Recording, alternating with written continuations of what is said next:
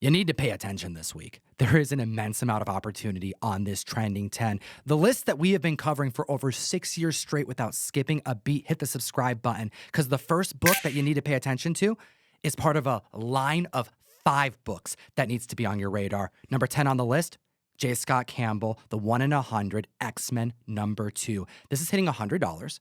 Pre-sales hit $200 raw, averaging around the $130 marker on the high end, and Diamond screwed up. That's right, Tom. Diamond had an issue soliciting all of these new X titles. So X-Men #1, X-Factor Phoenix #1 didn't actually show up on previews pull box properly, and you weren't able to subscribe to them. I know personally for our shop, we're dealing with a lot of customers that didn't even know that there was a reboot, and by the time they saw #2, they were clamoring for #1 and unable to get that one ordered. So I believe that fewer people ordered #1 of this new X-Men series, and even fewer people ordered #2. So these books are going to be tough to find. It's J. Scott Campbell. They took the trade dress of cover A and made the Virgins the 1 in 100s. And we start off with the Psylocke variant on issue #1. Issue #2, of course, is the Magic variant. Issue #3 is going to have Rogue on it. And then issue 4, which I think everyone needs to pay attention to, it's absolutely stunning. It features Emma Frost. We haven't gotten the art for issue #5 just yet. And we looked up how many store exclusives were made for issue #1. Over 15. And not counting the Virgin variants and the alt covers. Shout out Trinity Comics. We were part of the San Diego Comic-Con drop. If you add up the amount of 1 in 100s, you're looking at between like 609, maybe even 1,000 that were printed just for retailers. Issue #2, which you just said was probably under ordered just like issue #1. How many retailer variants were there? We saw one retailer that did a variant for X-Men #2 for this run. So if you look at 15 to 20 stores did them for issue #1 and only one store did it for issue #2, this 1 in 100 is likely fewer than 500 possible copies out there. And that's why we have an LCS owner on the show. Hit that like button. And number 9 on the list, we knew this was coming since San Diego Comic-Con. We have Deadpool 31. This came out in 2014. Ellie, Deadpool's daughter, debuts in this issue, and it's hitting $15 average sales, $175 for a CGC 9.8, because this October, we have Ellie taking on the mantle of Deadpool in issue #7. So exciting that I made a John Jang variant, and by the time you're watching this, it's available on ComicTom101.store for pre-sale. I digress, because the recent issue that came out this month, issue #5, Deadpool loses his healing factor, he loses his arm, he loses his leg, he's not looking good, and Ellie puts on a makeshift Deadpool outfit. This is all leading to something, but this is why you need to pay attention this week. Can you even think of one new character that has popped in 2024? I'm talking, where's your Tosin? Where is your Helverine? Even Mayfair, who's really big in the Ultimate X-Men series, was actually introduced at the end of 2023. We really don't have this many big characters that have been introduced this year, and I really think it's because Marvel has done a fantastic job of rebooting a bunch of stuff. There's so many issue #1s that happened this year: Ultimate Spider-Man, Ultimate X-Men, Ultimate Black Panther, and we just had a reboot of the entire X universe: X-Men, X-Factor, Uncanny X-Men, Phoenix. These are all great books. Cool. We had a spring event.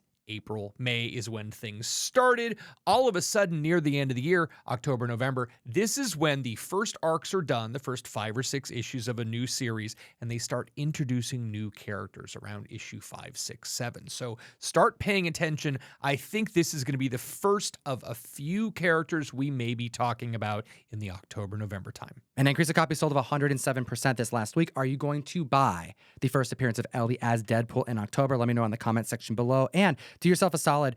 There are 10 more books that you need to know this week that are spiking, that are trending, that are hot, and they're over on the larger list we compiled this list of 10 from over on Key Collector Comics. And if you use code TOM101, it unlocks a free 2-week subscription of the app in its entirety, and you support the show directly. You likely have a lot of the books that are on the list this last week. Number 8 on the list, Batman #655. We are talking about the first cameo of Damian Wayne. $50 average sales and $135 for a CGC 9.8.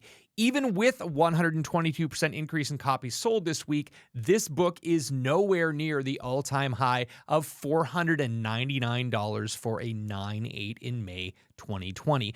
Now, Damian Wayne is such a cool character. He's a little bit darker. He's a little bit ruder. He's going to be able to swear a little bit. And I'm super excited that we're going to be able to see him in James Gunn's new Batman Brave and the Bold. We also have a new Black Label series coming out called The Boy Wonder that features Damian Wayne. This is one of those characters that I think has been neglected, and all of a sudden, we're seeing way more of him in the public eye. I'm excited to see what James Gunn does with this because he is such a good person that knows what's happening in the comic books, and I believe that he will really have a good opportunity to bring in Mom Talia al Ghul and the League of Assassins. This is really a cool character that I am very happy they're finally utilizing properly. We haven't chatted about Damian Wayne since June of last year. That was like when the James Gunn stuff really started.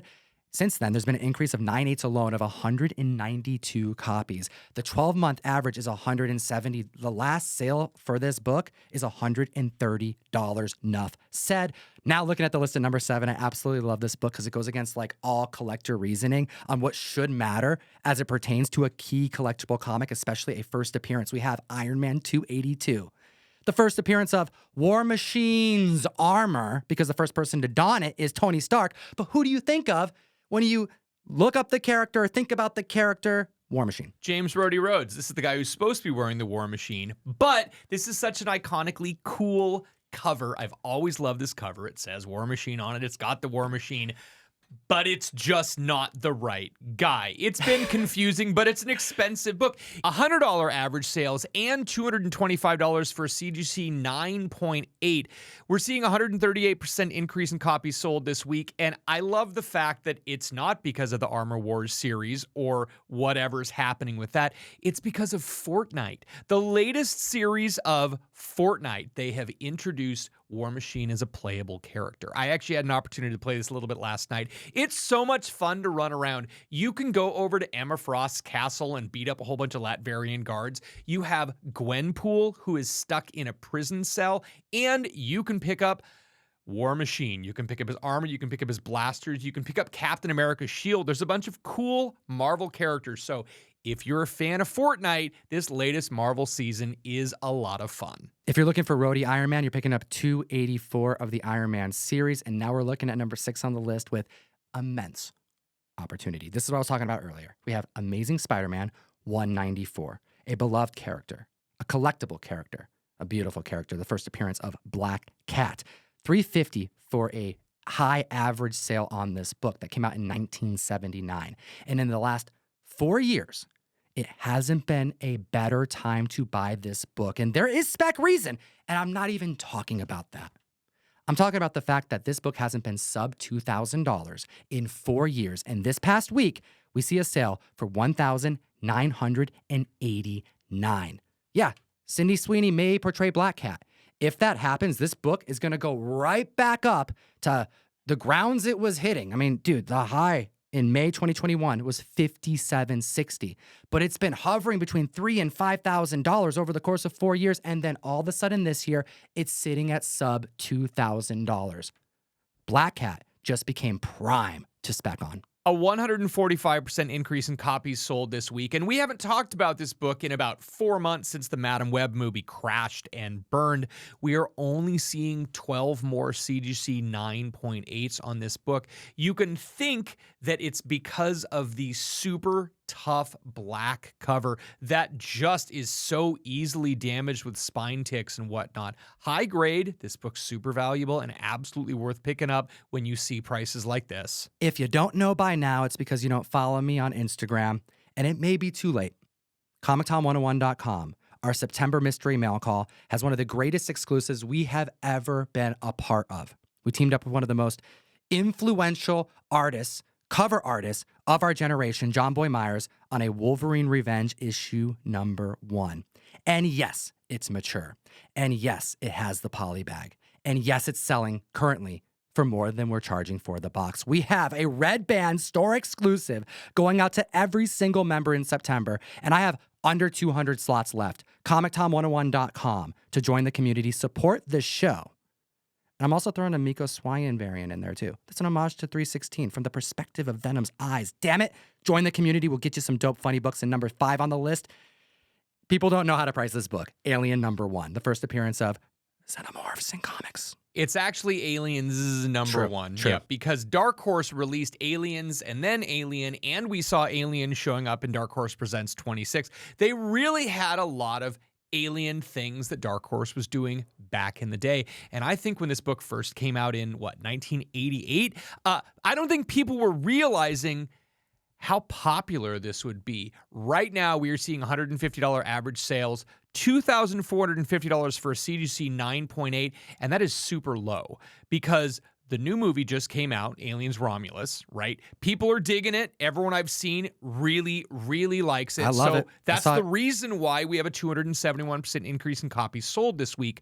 But the fact that this 6-issue miniseries, the first couple issues were so low print run, Dark Horse had to run back to press to do a second and a third printing of the first one. It's an all-black cover. The condition is very, very tough on these. It's 94 9/8. That's it. There are not very many 9/8s for number 1. There are fewer than 60 9/8s for number 2. There are fewer than 100 9/8s for number 3 of this Aliens series. This is just that perfect storm. If you look at the Heritage auctions, we had a sale for $6,600 for CGC 9.8 this last year and $7,500 the year before. But if you see these going on eBay, they're going in the $2,500 to $4,000 range.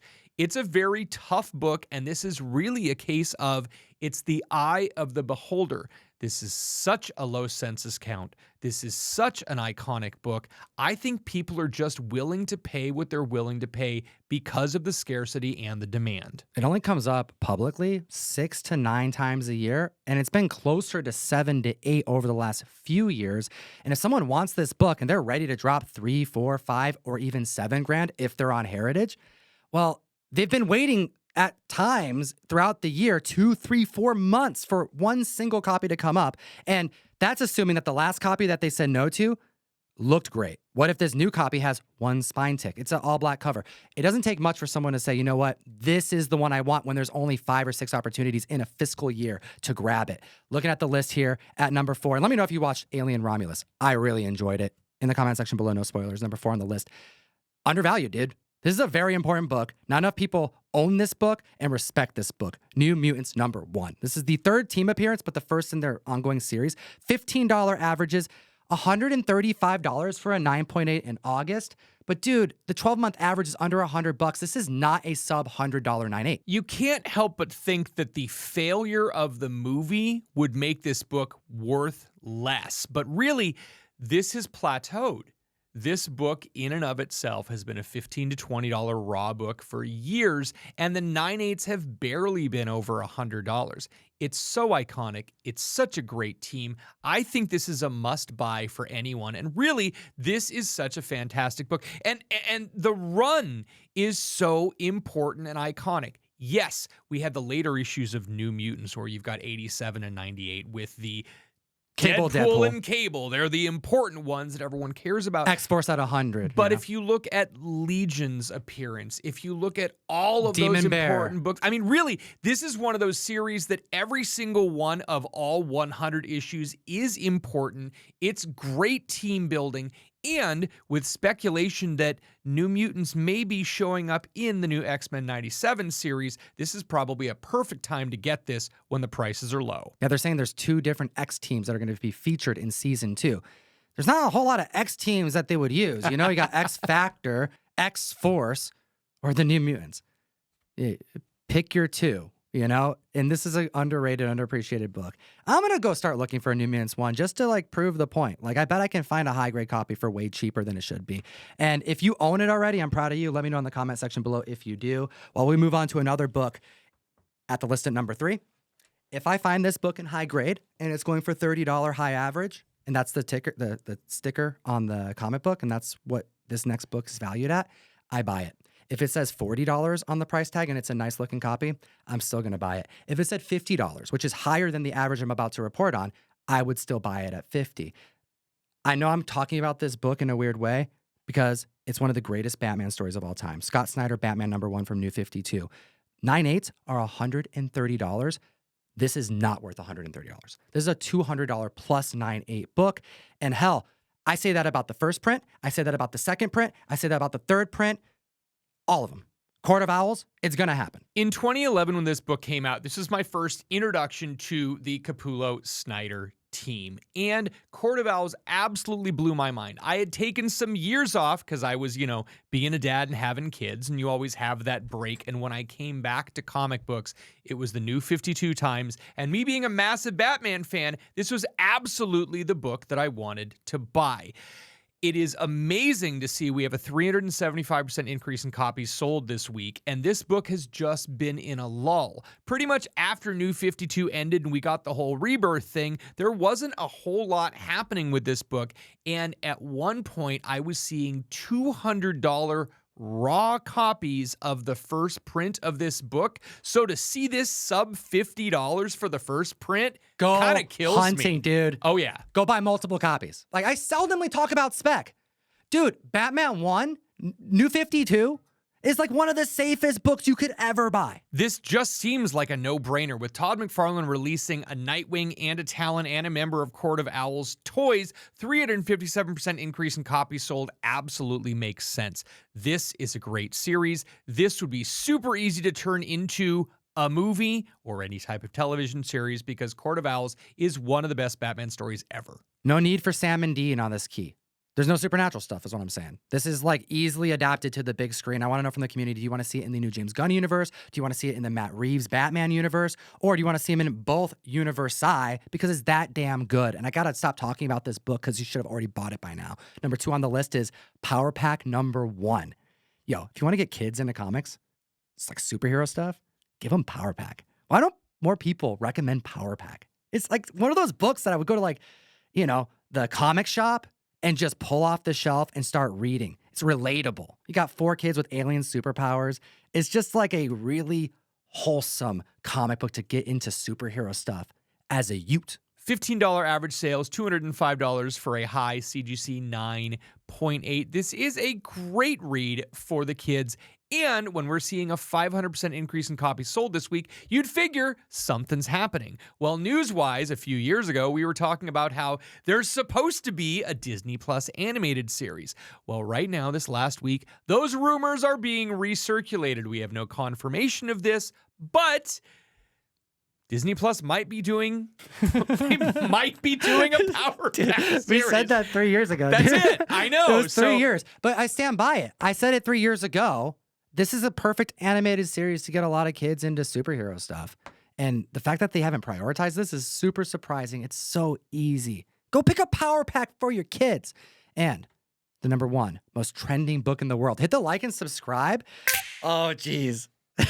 Oh, jeez. Dude, when I saw the option news, I was like, there's just no way in hell. You can't do this. I believe whoever optioned this has not read the book. No. Garth Ennis, Unhinged. We have a book that makes the boys. This is a quote from Comic Pops. I hit him up this morning and I'm like, Dad, I need a quote because I know you've read Cross and you know the hell out of Garth Ennis. How would you describe number 1 on the list? Crossed number 0. He said Crossed is like making The Boys a children's book. My elevator pitch for this 10-issue Crossed series is it's The Walking Dead meets Preacher with cannibals that assault people. It's really so graphic and so dark. I'm shocked that it would be optioned, but really. Have you ever recommended that? I've recommended some dark stuff to people. Have you ever given someone Crossed? Other than your dad? No. Seriously. Well, dude, if you're a Garth Ennis fan, you have to read it. But, like, it's crazy. And speaking of crazy, yes, Garth Ennis, he's done the screenplay. Is he going to go full Garth Ennis like in the comic book? Because apparently there's someone who is going to finance it. It's an independent company called 6 Studios. If they do what Garth Ennis does in that comic, they're trying to, like, do some elevated horror type of thing, trying to like push the boundaries. Or if they're going to make it even slightly tolerable for a very minute audience, well, then they're going to have to change some stuff. And then you literally get the movie Crazies. The Crazies. Like, shout out Timothy Oliphant. It's already been done. I don't see this going to Netflix. This is probably going to go direct to Amazon or maybe even Shudder as far as like streaming series go. But that does not mean anything at all because the collectors want it. $50 average sales. And while the last CGC 9.8 went for $61, we currently have an auction over $200, and we are going to post the final results before this video gets released. People want it, and there aren't that many copies on the census. Yeah, only 30, and that $60 9.8 happened in 2023. Like, just say it, man. This is a book that nobody was specking on. Hit the like and subscribe, and as always, Geek responsibly. Enough said.